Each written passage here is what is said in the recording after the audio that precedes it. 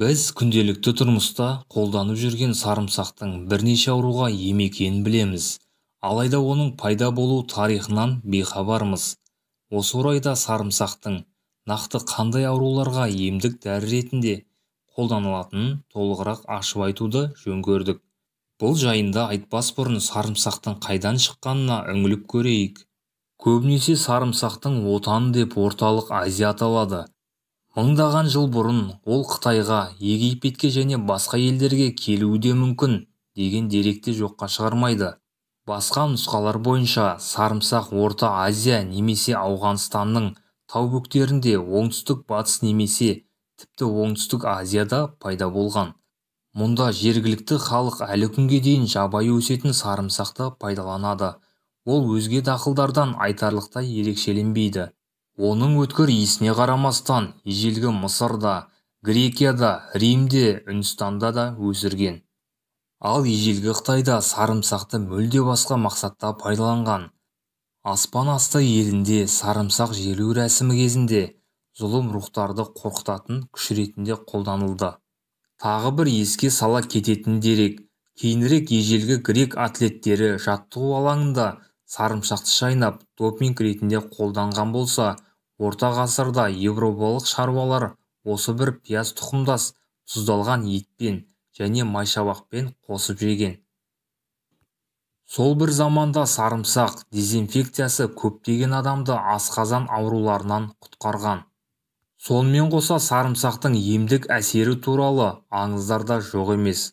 Оған сүйенсек, 1720 жылы Французда сірке суына қосылған сарымсақ мыңдаған марсельдіктерді оба індеттерінен аман алып қалған. Ал өткен ғасырдың әйгілі ағылшын аспазының бірі бұл өсімдіктің иісі жаман иіс деп саналғанын жазды. Расымен де, пияз тұқымдастарының ішінде ең ащы дәм сарымсақтың дәмі. 1548 жылы сарымсақ Ұлыбританияға жерорта теңізінен жағасынан әкелді. Ол жерде бұл өсімдік мол өседі.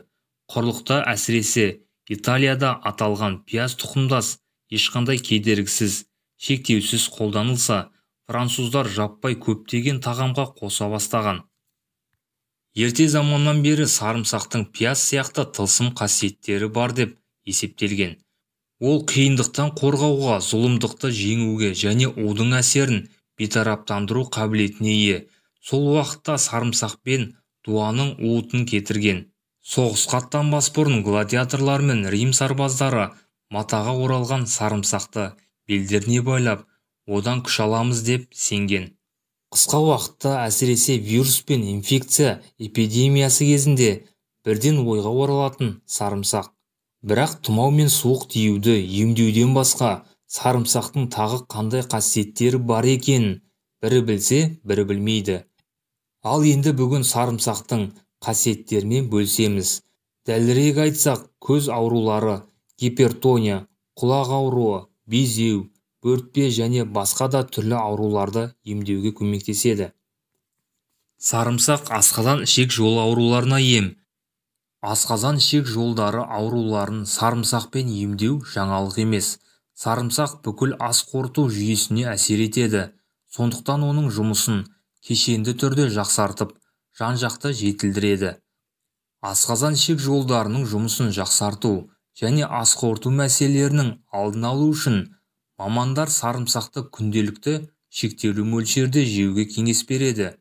Көкөніс құрамындағы заттар ішектің қызметін жақсартады, ісінуді жояды, шырышты қабықтың тіркенуін жеңілдетеді және тамақтың ас қорыту процесін реттейді. Ол үшін ең маңыздысы сарымсақты қалай дұрыс жеу керек екенін біліп алу қажет. Диабет кезіндегі сарымсақтың пайдалы қасиеті. Қант диабеті қауіпті ауру, оны емдеу өте қиын.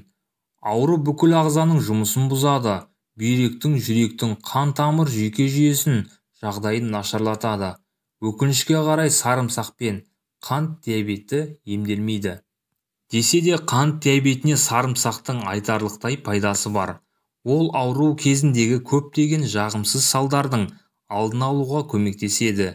Әсіресе профилактика ретінде көптеген дәріханаларда сатылатын сарымсақ майының сығындысы немесе үйде дайындалған сарымсақ майын қолдануға болады. Сарымсақ арқылы көз ауруларын емдеуге болады. Сарымсақтың құрамында С дәрумені өте көп. Сонымен қатар қуырылған, қайнатылған, бұқтырылған тағамдар мен салаттарға сарымсақ қосудан қорықпаңыз. Және жаңа ғана шыққан сарымсақты ешқашан лақтырмаңыз. Жаңа өскін өте ерекше күшке ие. Осы бір ащы көкөністі жақсы көретін адамдар сарымсақтың қабығының да пайдасын біледі. Егер сарымсақ туралы пайдалы ақпарат ұнаса, каналымызға жазылып, пікірлеріңізді қалдырып кетіңіздер. Сіздермен болған әлем арнасы.